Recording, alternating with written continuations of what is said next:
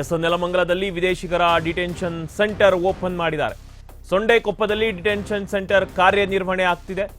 Deport ಮುನ್ನ ವಿದೇಶಿಗರಿಗೆ ತಾತ್ಕಾಲಿಕ ವಸತಿ ವ್ಯವಸ್ಥೆಯನ್ನ ಕಲ್ಪಿಸಿಕೊಡಲಾಗಿದೆ. ತುಮಕೂರಿನಲ್ಲಿ ಮಹಿಳಾ ವಿದೇಶಿಗರಿಗಾಗಿ ವಿಶೇಷ ಡಿಟೆನ್ಷನ್ ಸೆಂಟರ್ ಅನ್ನ ತೆರೆದಿದ್ದಾರೆ. ದಾಖಲೆ ಹೊಂದಿದ ವಿದೇಶಿಗರ ಮೇಲೂ ಪೊಲೀಸರು ನಿಗಾ ಇಟ್ಟಿದ್ದಾರೆ. ರಾಷ್ಟ್ರೀಯ ಭದ್ರತೆ ದೃಷ್ಟಿಯಿಂದ ಕಟ್ಟುನಿಟ್ಟಿನ ಮೇಲ್ವಿಚಾರಣೆಯನ್ನ ಮಾಡಲಾಗ್ತಾ ಇದೆ. ಅಕ್ರಮ ವಲಸೆಯನ್ನ ತಡೆಯಲು ಗೃಹ ಇಲಾಖೆಯು ಕಟ್ಟುನಿಟ್ಟಿನ ಕ್ರಮಗಳನ್ನು ಕೈಗೊಂಡಿದೆ. ಫೋರ್ಜರಿ ಮತ್ತು ನಕಲಿ ದಾಖಲೆಗಳು ಪತ್ತೆಯಾಗಿದ್ವು. ನಕಲಿ ಆಧಾರ್ ಕಾರ್ಡ್ಗಳನ್ನು ಸೃಷ್ಟಿಸಿದ್ರು. ಯಾವುದೇ ವಿದೇಶಿ ಪ್ರಜೆಯನ್ನ ಮನೆ ಬಾಡಿಗೆ ಕೊಟ್ಟರೂ ಕೂಡ ಅವರಿಗೂ ಕೂಡ ಪ್ರಕರಣವನ್ನು ದಾಖಲು ಮಾಡಿದ್ರು. ಕೇವಲ ಬೆಂಗಳೂರು ಮಾತ್ರ ಅಲ್ಲದೆ ರಾಜ್ಯದ ಎಲ್ಲಾ ಜಿಲ್ಲೆಗಳಲ್ಲೂ ಅಕ್ರಮ ವಿದೇಶಿಗರನ್ನ ಪತ್ತೆ ಹಚ್ಚಲು ವಿಶೇಷ ತಂಡಗಳನ್ನು ರಚಿಸಿದ್ರು. ಸ್ಪೆಷಲ್ ಡ್ರೈವ್ ಅನ್ನು ಹಮ್ಮಿಕೊಂಡಿದ್ರು.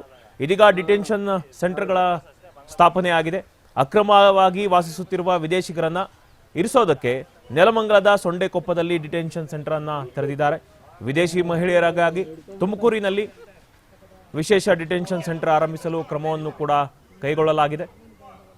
ರಾಷ್ಟ್ರೀಯ ಭದ್ರತೆಯ ದೃಷ್ಟಿಯಿಂದ ಅಕ್ರಮ ವಲಸೆಯನ್ನು ತಡೆಯಲು ಗೃಹ ಇಲಾಖೆ ಕಟ್ಟುನಿಟ್ಟಿನ ಕ್ರಮಗಳನ್ನು ಕೈಗೊಳ್ತಾ ಇದೆ.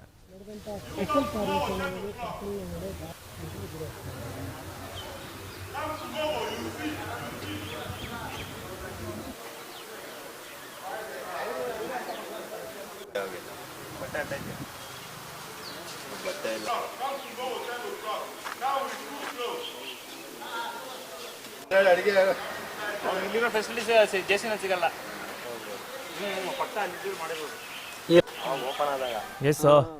ಕಾನೂನು ಬಾಹಿರವಾಗಿ ನೆಲೆಸಿರುವ ವಿದೇಶಿಗರ ಮೇಲೆ ಇದೀಗ ಕಠಿಣ ಕ್ರಮಕ್ಕೆ ಮುಂದಾಗಿದೆ ಸರ್ಕಾರ. ಬೆಂಗಳೂರು ಸೇರಿದಂತೆ ಹಲವು ಜಿಲ್ಲೆಗಳಲ್ಲಿ ಪೊಲೀಸರು ದಾಳಿಯನ್ನ ಮಾಡಿದ್ದಾರೆ.